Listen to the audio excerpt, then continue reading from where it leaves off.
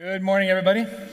My name is Tim Porter, one of the pastors here at Faith Community. South Side, good to see you over there. North Side, good to see you over there. I don't get a chance to really turn that way much, but I just want you to know that both of you, I know you're here. So I usually point this way. And Couch Side, good to have you joining us online as well. So it's good to be together. We are in a series that we're calling Fear Not, and we're seeking to influence and raise the next generation of children who are able to live with courage in a world that's constantly changing. Tim has been talking the last couple weeks. The other Tim has been talking the last couple weeks about how, raising children today, the world has dramatically changed, and the rate of change is not slowing down. It's going to keep growing and growing and going and going and changing. And it can be scary.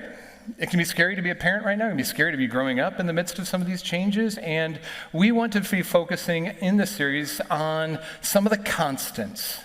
Some of the constants that are always there, so we don't have to live with fear. We don't have to live with apprehension. We don't have to live with nervousness as we face day in and day out. Some of those constants.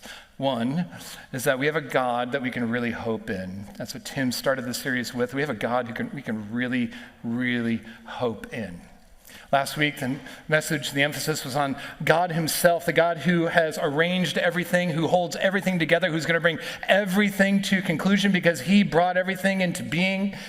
He's the very God through his Spirit who dwells in our hearts as followers of Jesus. We have the power of God, not just outside of us. We have the power of God in us at the very core of our being. Today, we're going to look at another constant.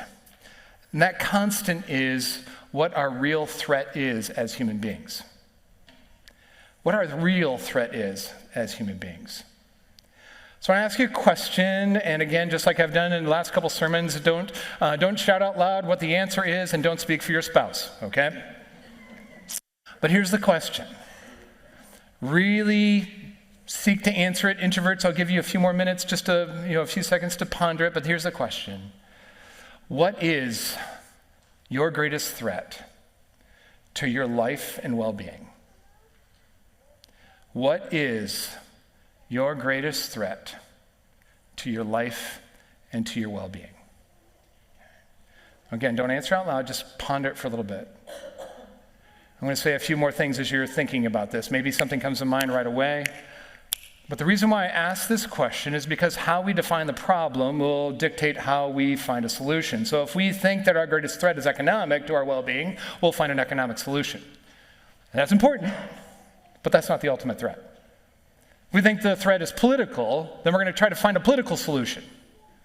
And that's important, but it's not the ultimate threat. If we think that it's societal, how the way the culture's going, that's our ultimate threat. We're going to seek to come up with solutions to deal with that threat. But that's not the ultimate threat, though it's important. The other reason why I want to ask this question is that you and I, we do feel and we do operate knowing that we live in a dangerous world and that there are threats all around us, and we give our energy and our thought and our attention and our money to try to navigate those threats. Do you know what your greatest threat is? I'm asking the question as well because our greatest threat actually doesn't draw attention to itself. Our greatest threat actually operates in such a way that it doesn't draw attention to itself. It makes itself seem very, very, very small in our eyes. So we don't pay attention to it, and we get all caught up in all these other threats. Today, we're looking at what is our greatest threat. And the reality that we're dealing with is to know that our greatest threat is not what's outside of us. Our greatest threat is not the culture. Our greatest threat is not the economics. Our greatest threat is not political. Our greatest threat is actually inside of us. Some time ago, this might be folklore, but some time ago, G.K. Chesterton was asked to write a little essay into a periodical, an essay on what is wrong with the world. And he wrote back, "Dear sir, stop. I am. Stop. Sincerely yours, G.K. Chesterton." Our greatest threat is not outside of us. Our greatest threat is actually inside of us. And the Bible introduces us to that threat. We're looking today in Genesis 4. We're going to read from verses 1 through 10, Genesis 4, 1 through 10. It's on page 3, and the Bible's in front of you. If you'd like to read along there, we'll also have it on the screen as well for online and in the room, or you can use your own Bible and app, as we do every week. Just a brief intro, if you're new to the Bible. The Bible begins with God creating the world. And God reveals himself as this master farmer and craftsman, and he's working for 6 days, and he's bringing order into his world and bringing beauty into his world and bringing goodness into the chaos. And at the end of his creation week, at the end of his 6 days, he sits back and looks at his creation. He says, "It is very good." And then he rests. He's making this world in such a way that he can dwell with humans in this world. That was the ultimate goal that he was going toward. God creates a garden in this world where he wants to dwell with his humans, Adam and Eve. That's chapter 2. And then Adam and Eve rebel against God. And even though they were warned that the day you eat from the tree of the knowledge of good and evil, the tree that God said, if you eat from this, you will die, they did it anyway. And humanity's never been the same since. The world's never been the same since. And Genesis chapter 4 through 11 is this spiral of decay and destruction and wickedness.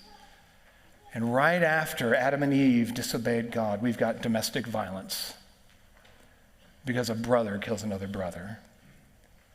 That's what we're looking at today as we're introduced to the threat that is in all of us. Verse 1. Now Adam knew his wife Eve, and she conceived and bore Cain, saying, "I've gotten a man with the help of the Lord." And again she bore his brother Abel. Now Abel was a keeper of the sheep, and Cain a worker of the ground. And in the course of time, Cain brought to the Lord an offering of the fruit of the ground. And Abel also brought of the firstborn of his flock and their fat portions. And the Lord had regard for Abel and his offering, but for Cain and his offering he had no regard. So Cain was very angry, and his face fell. And the Lord said to Cain, "Why are you angry? And why has your face fallen? If you do well, will you not be accepted? And if you do not do well, sin is crouching at the door. Its desire is contrary to you, but you must rule over it." Cain spoke to his brother Abel, and when they were in the field, Cain rose up against his brother Abel and killed him. And the Lord said to Cain, "Where's your brother? Where is Abel, your brother?" He said, "I do not know. Am I my brother's keeper?" And the Lord said, "What have you done? The voice of your brother's blood is crying to me from the ground." This is the word of the Lord. Thanks be to God. Now, we're a little bit, as a family, a little bit of a hunting family. We have 3 boys. Levi's 20, will be 22 next month. Ian is 19, or will be 19 in June, and Seth is going to be 16 on Tuesday. So yes, we're going to the driver's ed place, and it's going to be good. So we're in that kind of a stage. We're in that kind of stage as parents. And we do some hunting. I'd like to do more, but we do some hunting. And one of the things we do is almost every year is we go to northwestern Minnesota, and we do some deer hunting. And ever since I started bringing our oldest son, Levi, to deer hunting, we changed things up. Is that I used to be up in a deer stand, and now I'm down to the ground in a ground blind, because I don't like the thought of a 11-year-old sitting up in a tree for very long and getting slip beam and falling out. I don't like that idea. It's a threat. I'm going to mitigate that. But we sit in the ground blind, and the ground blind has actually worked out really well for me, because as everybody else is freezing cold, I've got a little Mr. Buddy heater in there, and I'm staying nice and toasty, and it's really quite great. So I use that excuse to stay warm. But anyway, to get prepared for the deer hunting season, we bring the deer blind out, and it's camouflage, and then we spray it down with earth scent. We spray down our clothes with earth scent. We close the little slit that we can see through and shoot through when we're watching the deer, so it's as tiny as it possibly can be so they can't see us. We, at times when our boys were really young and they would pass gas, I'd spray their butts with the fresh scent too, just to make sure that the deer wouldn't, I mean, seriously, we're trying to do that. I did do that, right? Why? Why did we do that? We did that because we knew that the deer knew that we were a threat. And we didn't want them to pay attention to us. Now, I've been told many times that either deer are really dumb or really smart. And I've seen both. Some deer they know you're there from miles away. Other deer are just so dumb. I've been sitting in a grind blind and I've watched a buck walk right next to me. I could have pet its back as it's walking right next to me in the deer blind. Why? Because we concealed ourselves so well. And that's what your threat does to you. Your and my real threat in the world conceals itself to you and me, so we don't pay much attention to it. God introduces Cain and you and me to something about sin. He says in verse 7 here in this passage, Cain, sin is crouching at your door. Sin is crouching at your door. This is a powerful, evocative metaphor if we really let it grab us. One, sin. We don't tend to talk about sin that much anymore. We tend to talk about dysfunction or unhealthy relationships. That's how we talk about sin. But the Bible says that's what sin is. See, you and I are made to love God. We're designed, custom fit to love God and to love others. And when we sin, we're sinning in such a way that we're not relating well to God and we're not relating well to others. And this word sin, the Bible uses different words for sin, but this word sin in particular talks about going astray. Going astray in relationship to God and going astray in relationship to neighbor. Cain is going astray in a relationship to God, and it's going to affect his brother Abel. That's what sin is. It's going astray from the way that God has designed us to love him and to love others. And that personal power, that sin, is crouching at the door. In other words, what God is saying is that it's right there. It's near you, Cain. And what we're going to see in this passage is that it's so near that it's actually in Cain. And it's in you and me as well. Sin is still there. And sin makes itself look small in our eyes. It makes itself look small in our eyes. I'm not a cat person, I'm a dog person, okay? I'm not a cat person. I'd love to tell some cat jokes right now, but we have cat people here, and God bless you. But I'm a dog person. But one of the things I do love about watching cats is how they hunt. Even domesticated cats, if they're chasing after a bug or a mouse or a frog or a lizard or something like that, what do? They get down small. They crouch. Now, one, they're getting ready to pounce and to take off after this thing. Even the big cats do that. But what are they doing what's the effect? They're making themselves look unthreatening to their prey. And that's the metaphor that God's using to help Cain and you and me understand this is what sin does to us. You ever notice how you can see somebody else's pride so much better than you can see your own? It's because sin makes itself seem so small. Oh, look at that cute little kitten. You know? That's what it does. It makes it seem so very small. This is why one of our roles as parents and one of our roles as friends to one another, or uncles or aunts or grandparents, is to introduce to our kids the reality of the destructiveness of sin, because they won't see it on their own. We need to talk to our kids about sin. Many of you, parents, you've gone through this. We've had to walk the battle of telling the truth more than telling lies, and talking that through and giving consequences and discipline, all with that, because we have to introduce to our kids that truth-telling is better than lying. Now, just as a side note, if you're wondering if there is such a thing as a God and there is such a thing as a devil, and you're suspicious that there isn't maybe a devil, and then maybe that's a made-up thing about that Christians have made up, think about this for a moment.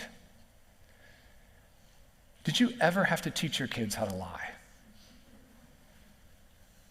Hey, Levi, come here. Look, someday you're going to be in a work environment, and it's going to be costly for you to tell a lie. You probably got busted doing something wrong, and let me prep you for that day. And this is what I want you to do. I want you to tell lies so well that it's hard to figure out if you're telling the truth or a lie or not.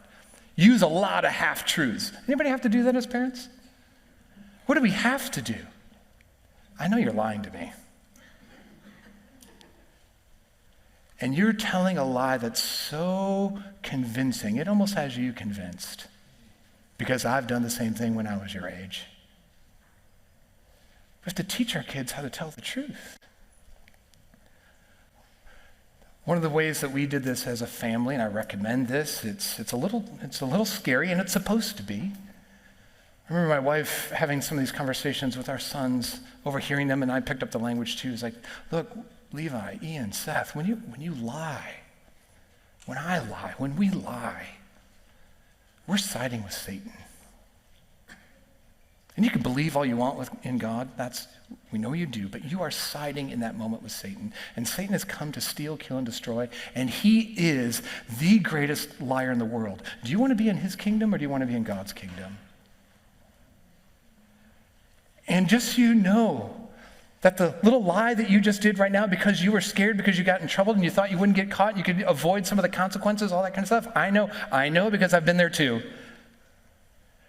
That lie will destroy your relationships one day with your spouse. It will destroy your work relationships because the world actually works on truth because that's how God made it. We want to let them know that lie will destroy them. Because all the other things out there that are threats that we give our attention to, they're important and they can do harm to us, but only sin can ultimately destroy us. What happens to us doesn't destroy us. How we respond to what happens to us destroys us. So important to see. Also so important to see because our sin doesn't just stay with one sin. It always multiplies. You ever notice that? You tell one lie, what happens? Next to you're telling another one, then you're telling another one, you're telling another one, you're telling another one, and then you forget what the truth is and who you told what to. Because sin, as God says to Cain, sin, it's crouching at your door, it makes itself look really small, but it wants to have its way with you. Translation here that we're using says it's contrary to you. Other translations might have it's seeking to master you, or its desire is for you. Sin, the sin that's in our own hearts, our own sinful ideas and desires are actually wanting to destroy us and our relationships. It never is content with just one sin. It always leads to another. Not every addiction is sinful, but every sin is addictive. We see this with the life of Cain. How did Cain get to this spot where God is drawing near to him and saying to him, Cain, sin is crouching at your door and its desire is for you, but you have to master over it. Why? How did he get to this point? At the beginning of the story, Cain and Abel are two sons of Adam and Eve. The two first sons that are mentioned, we know Seth later on, but we don't know the other sons and the names of Adam and Eve. But we do know these two because there's a point to the story that we need to learn from. Cain was the firstborn and he was a farmer just like his dad. Abel comes along and he's a shepherd. He's working out in the fields and caring for the flocks. And they come to a spot where they're going to bring an offering to the Lord. They're going to worship him in their way. We're going to worship him through an offering. And Cain brings the first fruits from the ground and from his vocation, and Abel brings the first fruits from his vocation as well. He's a shepherd, and so he's going to bring one of the firstborn portions of the flock that he has. And they both offer them to God. And we read that God accepts Abel's sacrifice and Abel, but he doesn't accept Cain and his sacrifice. Why? All the older brothers and sisters in the room are going, well, I know why, as a younger son, it's like, why? Why Abel's and not Cain's? The text doesn't really tell us. It's helping us to read between the lines and to do some investigative work. Some interpretations have been, and this has some plausibility to it, I don't think it's the best one, is that, Abel brought a firstborn of the flock. He brought an animal sacrifice. That's what Cain should have brought. If Cain brought an animal sacrifice like Abel did, then his sacrifice would be accepted as well. I don't think that's the best reading here. The type of offering that was given by Cain and Abel is called it's a devotion, an offering of devotion. The Hebrew word is mincha. And the whole point of a devotion offering is that you are coming to the Lord, and you can bring grain like Cain did, or you can bring an animal sacrifice like Abel did. Whatever you bring, though, you are bringing to the Lord and showing, I am fully and completely devoted to you. But God sees in Cain's heart that Cain is not fully and completely devoted to him the way that Abel is. See, Cain has something going on in his heart that the people of Israel had going on in their heart that we still have in our hearts, is that often we can draw near to the Lord with our lips, but our hearts can be far from him. We can see that's what's going on with Cain because of how Cain responds to God rejecting his sacrifice. If Cain was devoted to the Lord and he offered a sacrifice of devotion to the Lord, and he came to you or me and said, look, Cain, I don't accept this sacrifice. If we were devoted to the Lord, don't you think we would say back to God, God, I am so sorry. I thought I did everything right. I thought my heart was right with you, but it wasn't right with you. Please forgive me. Tell me what I need to do to make this right, because I belong to you and I love you. But that's not what Cain does. That's not how he responds. He responds by getting angry at God. How dare you reject my sacrifice? He becomes despondent and self-focused. His face falls. One of the reasons why we articulate a value here at Faith Community of being persistent in worship. So we can be like Cain. I've been like Cain. We're all tempted to be like Cain, where our hearts are far from God, but our lips are close. We can come to a worship service and we can sing our praises, and we can listen to a sermon, and we can even give gifts of generosity, which are all good things. But then as soon as we leave the building, we are in an argument with our spouse because we're not worshiping God in that moment. We're worshiping ourselves.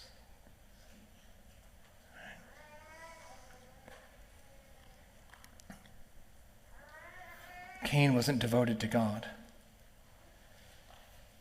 Cain drew near to God with his lips, but not with his heart. See, Cain's sin wanted to destroy Cain and destroy the relationships that he had with God and with his family. And God is letting Cain know, Cain, your biggest problem isn't your brother and his devotion to me, because that's how Cain starts to interpret it. I can't kill God, and I'm angry with him because he didn't accept my sacrifice, but what I can do is I can kill my brother. If he wasn't devoted to God, then he would make me look bad. So I'm going to get rid of the problem, which is Abel. That's how he seeks to do it. But God draws near to Cain and saying, look, no. The problem isn't brother Abel. The problem is sin is crouching at your door, Cain. And its desires for you. But you must rule over it. Now I think the biblical authors want us to identify with Cain, not so much with Abel in this passage. One, because we all at times draw near to God with our lips, but our hearts are far from him. But then also, we all know what it's like to be murderous. Now, maybe that's too far a stretch for you. Think about it for a moment, though. Have you ever held a grudge against somebody? Someone has done something to you, and you're not going to face into it. You're not going to talk to them about it. Instead, you're going to hold a grudge. And what are you doing? You're drinking a poison, hoping that they die, but it's actually killing you. It's a murderous intent there. Don't raise your hands, but has anybody ever given somebody else the silent treatment? What's the silent treatment? I'm going to treat you as if you don't exist. And I'm going to let you know. There's a murderous intent there. Jesus talks this way. It's really, really good that if you've never killed somebody, that's true. He says, but now, go a little bit deeper. Do you see that the anger in your heart is actually murder? When you're cut off in traffic, who's the problem? They are. If they just drive better, someone should stop them. To dig deep. DJ and I come from family systems. DJ is my wife. And we come from family systems where there's sin, like in all of our families there's sin.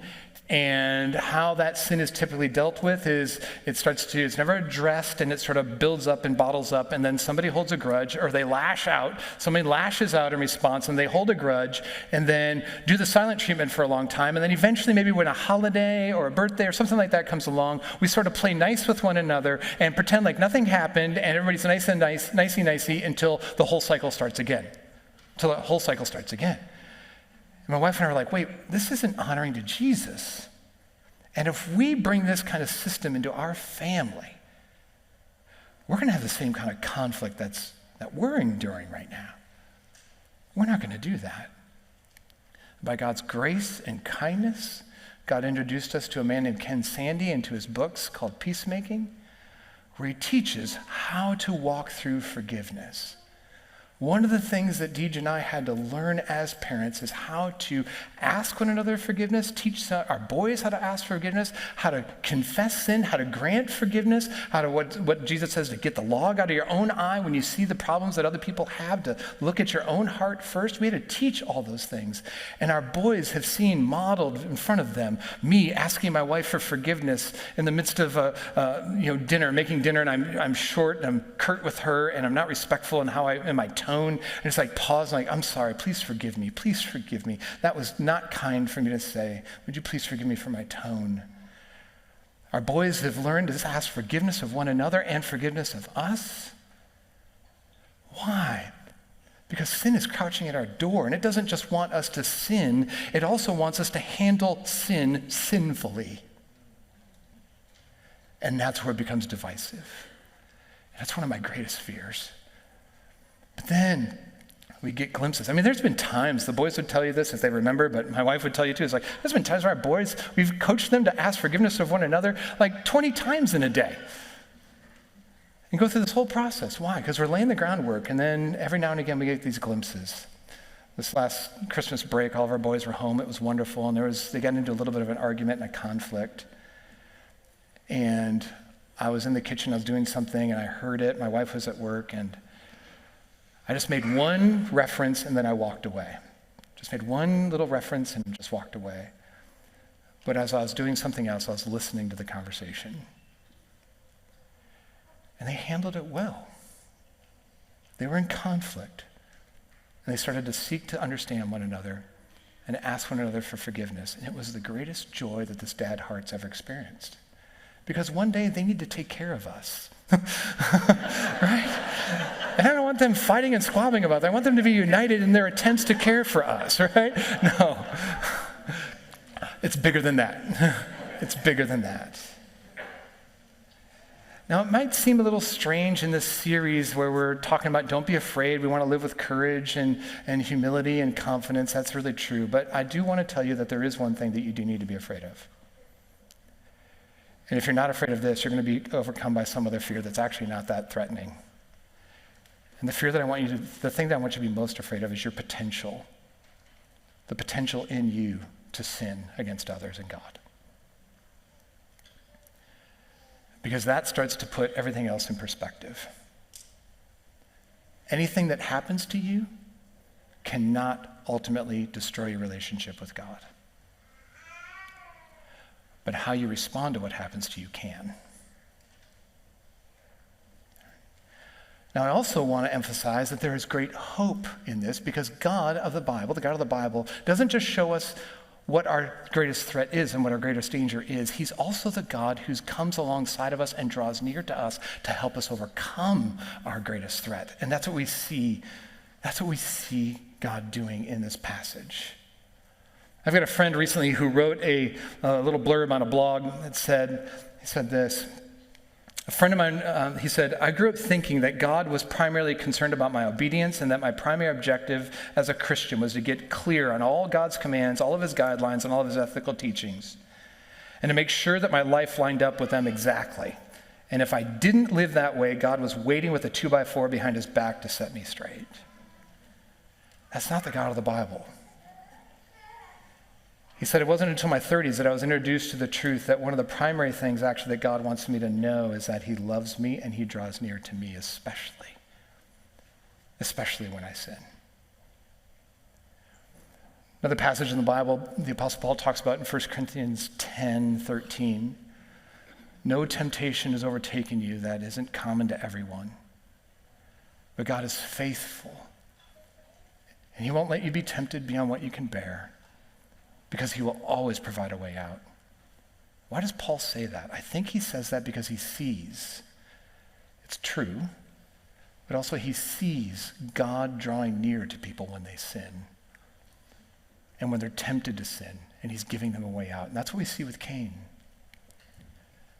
God's drawing near. Notice what God does when he knows what's going on in Cain's heart. He knows that Cain's heart is not fully devoted to him. And he draws near. The Lord said to Cain, Cain, why are you angry? Why is your face fallen? If you do well, will you not be accepted? And then the Lord said to Cain, even after he had already killed Abel, notice what God does. I know what you did. That's not what he does. He draws near. Cain, where's your brother, Abel? What's God doing? He's showing us that he draws near. He knows what's going on in our hearts. He knows everything that's going on. What he's doing is asking questions so that we can come clean on those things. Because we deceive ourselves and we don't see what we're doing at times and we don't acknowledge what we've done. God is giving Cain the opportunity to come clean. He's giving him the opportunity to repent. He's giving the opportunity to draw near to him as God draws near to him. Some of my favorite things about God is that he is a master at asking questions at the right time. Jonah is angry sitting outside of the city of Nineveh, waiting for God to destroy the city of Nineveh, even though God said he's not going to, and he's pouting. What does he do? He draws near to Jonah. Jonah, is it good for you to be angry right now? Job demands that he has some kind of an advocate before God because God has in some way treated him unjustly. What does he do? He asks a lot of questions. Jesus is a master at asking questions. Why? Trying to draw out our hearts so that we can understand what we've done and what our temptations are, so that we can turn from them and seek to repentance. When we're asking good heart-level questions, which is something that all parents should learn the skill of asking really good questions, we're partnering with God in that moment to draw our kids' hearts back to him. Something in friends, students, everyone can learn to ask really, really, really good questions to draw hearts back. What happens at times when our kids do something that we just like, what in the world? Why did you do this? We ask questions anyway, right? What got into you? What did you do? What were you thinking? And when we ask our kids, what were you thinking? What do they say? I don't know. Oh, yours too, right? Exactly. Maybe they don't know. Maybe they don't know what they were thinking. Now, sometimes they do, but maybe they don't. One of the great privileges we have as parents is introducing our kids to their own hearts and what's going on in them. And one of the things that we can do as parents is leverage all the sin that we have done and reflect on it. Say, how did sin get the best of me? And how can I help my children overcome that by knowing who God is? We teach a tool here at Faith Community called the Fruit to Root tool. We train it in missional community leaders. Just so you know, missional community leaders in our fall conference, we're going to be training in it a little bit more this year. We have it in the Fruit to Root tool is a key component of the tools in our Freedom course. If you've not been a part of our Freedom Groups course, you've got to sign up for that. We teach a very important tool. It's called Fruit to Root. And all it is trying to connect the dots. It's just a tool to help us connect the dots between our sinful behaviors and what's going on in our hearts that lead to those sinful behaviors. So he asked questions. When our oldest son, and I asked him permission for this, when our oldest son was about 10 or 11, his name's Levi again, about 10 or 11, he was very, very, very mad at me and his mom because we would not let him play Xbox when he wanted to. And he was a really angry kid. He had a lot of Cain in him, and he was very self-willed. And one day, after learning how to do this Fruit to Root tool and learning how to use it myself, this again is like a decade ago, Levi was angry, and I said, okay, look, let's do this a different way. I want to do this tool with you and see what's going on in your heart. So we're a homeschool family, and so we got a whiteboard. We used to have a whiteboard on our wall. So I'm like, okay, here's your behavior. I drew a tree, and it's got thorns on it. I'm like, okay, here's your behavior. You are angry at me and mom right now, right? You're really, really mad at us, right? I'm like, okay. I'm like, tell me what you're thinking. Be honest. I'm really mad at you and mom. Why? Because I don't think you care about me. Because I don't think that you really care about me hanging out with my friends right now. Because I think you're not very generous. I really am angry at you right now because of those things. You knew how much I wanted to play the Xbox, okay? Thank you for being honest. It's not true, but thank you for being honest. What are you thinking about God right now? 10 or 11? Well, God's distant. He doesn't care. So you think me and mom are sort of like God right now? Yeah. Okay. What do you want right now so badly that you're willing to sin to get it? And that's when it started to dawn on him. And this was God. This wasn't the tool. This wasn't me. This was God. He said, I'm willing to sin against you and mom because I love to play the Xbox too much. I said, Levi, do you know what that's called in the Bible? It's called idolatry. And it just landed on him. Just landed on him. One of the greatest insights that I've had, and I'm still learning to parent, we're in a stage of coaching and all that kind of stuff, but one of the greatest insights I think that my wife and I have had is that I know what it's like to sin. How can I leverage the mistakes that I've made to help our boys know how to not do what we did? It's one of the most important pieces that we are sinning. We are, all of us, our greatest threat as individuals, all of us, is our own sin. The other was to remind our boys and let our boys know that I don't want you to think that I'm your hero. There was a time when I wanted to be that. I wanted to be my kid's hero, dad, all that kind of stuff. I'm like, no. That's too much pressure. I want you to know my hero, and that's who Jesus is. Jesus needs to be your hero because he's the only one that can get you out of this. I can't.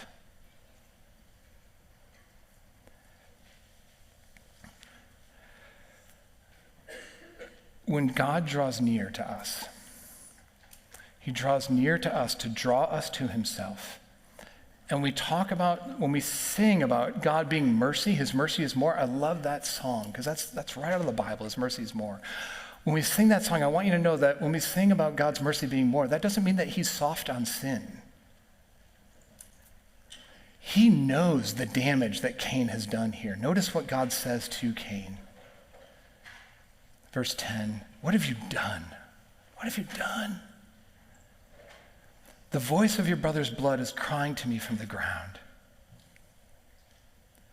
So what that should tell us is that the things that are done to us that are sinful, you need to know God knows them, and God's going to justly bring them to account, just like he would do with Cain. He knows that Abel's blood has been spilled. He knows the wickedness has been done. And that blood is speaking out. It is crying out to God. Abel's blood has been crying out to God for thousands and thousands and thousands and thousands and thousands of years, saying, justice, I was killed. And it's also saying condemnation. Cain deserves to die. But God doesn't do that. God shows mercy to Cain. Why? Because God knows that a day is coming when he's going to send somebody else whose blood's going to speak a better word than Abel's. We're going to come back to the author of Hebrews. We're going to come back to the book of Hebrews later on in this year.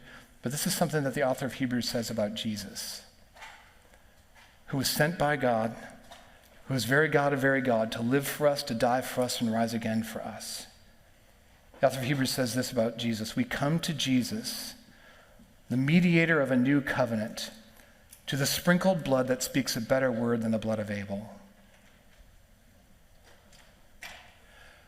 Abel's blood cries out for justice and condemnation, and Cain, you should die. But God doesn't kill Cain.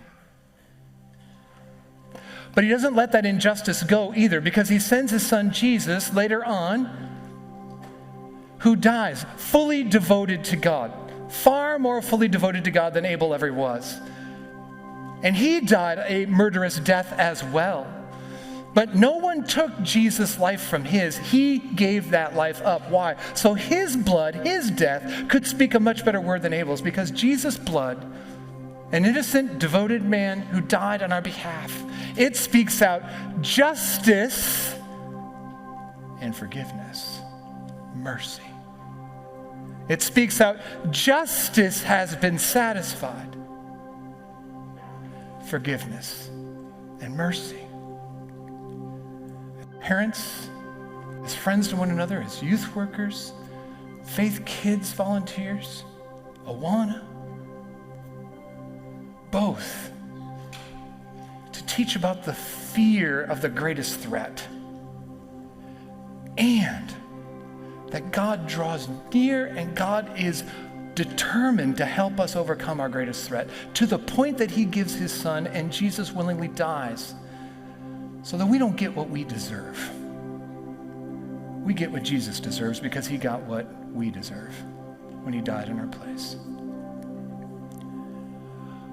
We're going to celebrate communion together this morning, but before we do that, I want to ask you just to close your eyes and bow your heads, and we can take the podium here, Doug, if you're okay to do that.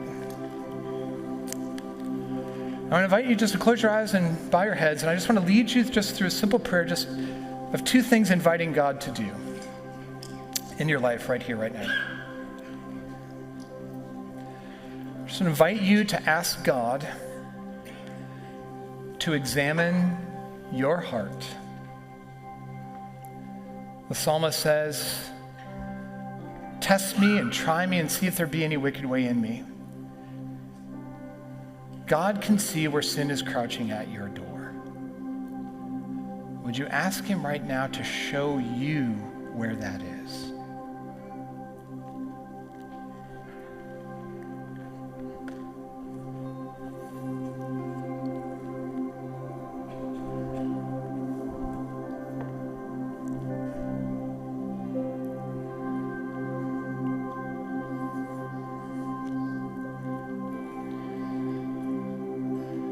Now, would you ask God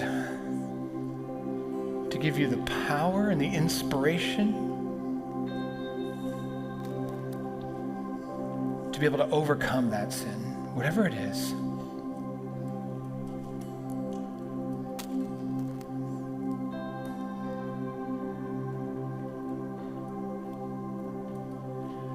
And ask God's Holy Spirit to remind you at the depths of your core of your being that God has done everything necessary for that sin to be forgiven.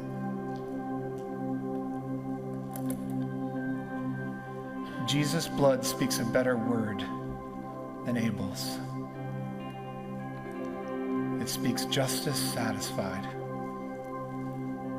a abundant mercy.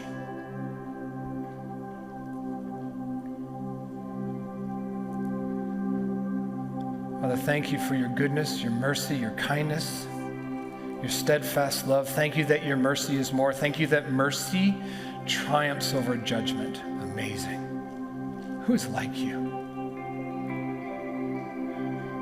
God, as we take communion together and remember Jesus, would you please remind us and help our hearts to take in that your mercy is more, that you draw near to us so that we can draw near to you. And when we draw near to you, the devil must flee. Thank you, God. In Jesus' name, amen.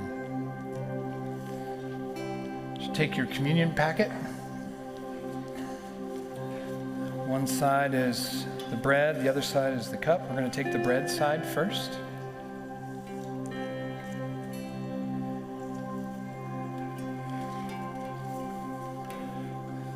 It was on the night that Jesus was betrayed that he took bread and he gave thanks to his Father, and then he gave that bread to his disciples that were around him as well. And as they held that in their hands and we hold this in our hands, Jesus says to you and me, this is my body. It's given for you. Take, eat, and remember me.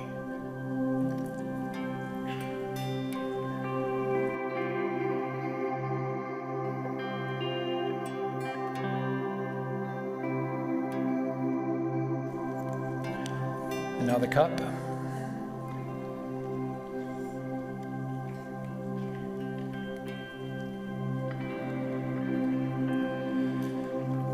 Jesus said this cup is the blood of a new covenant for the forgiveness of sins.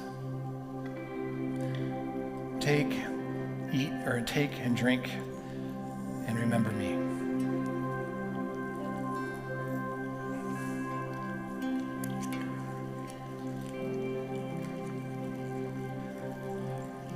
As we close out our time together, we're going to sing one last song together. It's a song where we're singing both to God and also to our hearts to remember the truths of who God is, overcoming any unbelief in us. And so I want to ask you, if you would, please stand and let's sing to God.